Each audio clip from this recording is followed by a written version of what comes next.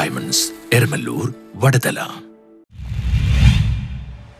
കേന്ദ്ര സർക്കാരിന്റെ കേരളത്തോടുള്ള അവഗണനയിൽ പ്രതിഷേധിച്ച LDF കൊച്ചി മണ്ഡലം കമ്മിറ്റിയുടെ നേതൃത്വത്തിൽ നടന്ന BSNL ഓഫീസ് മാർച്ചും ധർണയും CPIM സംസ്ഥാന കമ്മിറ്റി അംഗം S. ശർമ്മ ഉദ്ഘാടനം ചെയ്തു. കേന്ദ്ര സർക്കാരിന്റെ കേരളത്തോടുള്ള അവഗണനയിൽ പ്രതിഷേധിച്ച LDF കൊച്ചി മണ്ഡലം കമ്മിറ്റിയുടെ നേതൃത്വത്തിൽ BSNL ഓഫീസിലേക്ക് മാർച്ചും ധർണയും സംഘടിപ്പിച്ചു. തോപ്പുംപടി KSEB ഓഫീസിന് മുന്നിൽ നിന്നാണ് മാർച്ച് ആരംഭിച്ചത്. തുടർന്ന് BSNL ഓഫീസിന് മുന്നിൽ നടന്ന ധർണാ സമരത്തിൽ CPI ജില്ലാ എക്സിക്യൂട്ടീവ് അംഗം TK ഷബീബ് അധ്യക്ഷത വഹിച്ചു. CPIM സംസ്ഥാന കമ്മിറ്റി അംഗം S. ശർമ്മ ധർണ ഉദ്ഘാടനം ചെയ്തു. കേരളത്തെ അവഗണിക്കുക എന്നുള്ളത് ഫെഡറൽ സംവിധാനത്തിന്റെ അടിസ്ഥാന തത്വങ്ങൾ അട്ടിമറിക്കപ്പെടുന്നത്, സംസ്ഥാനങ്ങളുടെ അവകാശങ്ങൾക്ക് നേരെ കടന്നാക്രമണം നടത്തുന്നത്, സംസ്ഥാനങ്ങൾക്ക് അർഹതപ്പെട്ടത് നികുതി ഇനത്തിൽ ഉൾപ്പെടെ നിഷേധിക്കപ്പെടുന്നതുമായ ജനാധിപത്യ വിരുദ്ധവും മതനിരപേക്ഷ വിരുദ്ധവും ഭരണഘടനാ വിരുദ്ധവുമായ, ഇന്ത്യൻ ഭരണഘടനയിൽ വിശ്വാസമില്ലാത്തവരാണ് ഇന്ത്യൻ ഭരണഘടന തൊട്ട് സത്യം ചെയ്ത് അധികാരത്തിലിരിക്കുന്നത്. ആ വിശ്വാസമില്ലായ്മ ഭരണഘടനാ ലംഘനത്തിനുള്ള വഴികാട്ടിയാണ് കേന്ദ്ര ഗവൺമെന്റ്.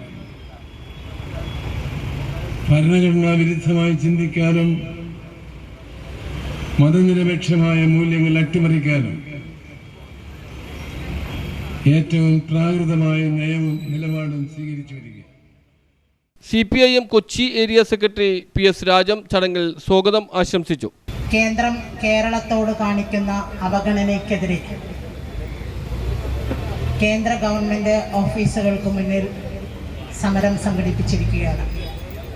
അതിൻ്റെ ഭാഗമായിട്ടാണ് ഇന്ന് തോപ്പുംപടി BSNL ഓഫീസിന് മുൻപിൽ ഇത്തരത്തിലുള്ള സമരം സംഘടിപ്പിച്ചിട്ടുള്ളത്. നമുക്കറിയാം, കേന്ദ്രം ഭരിക്കുന്ന BJPയുടെ ഗവൺമെൻറ് കേരളത്തോട് കാണിക്കുന്ന അവഗണന ഒരു കാരണവശാലും നമുക്ക് നീതീകരിക്കാൻ കഴിയുന്നതല്ല.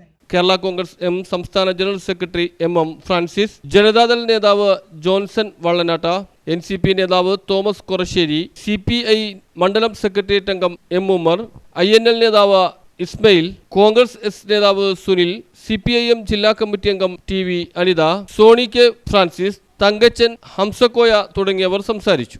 കേന്ദ്ര സർക്കാരിനെതിരെ ഇതുപോലൊരു സമരം നടത്തുന്നത് എന്നുള്ളത് ഇവിടെ പ്രതിപാദിച്ചു.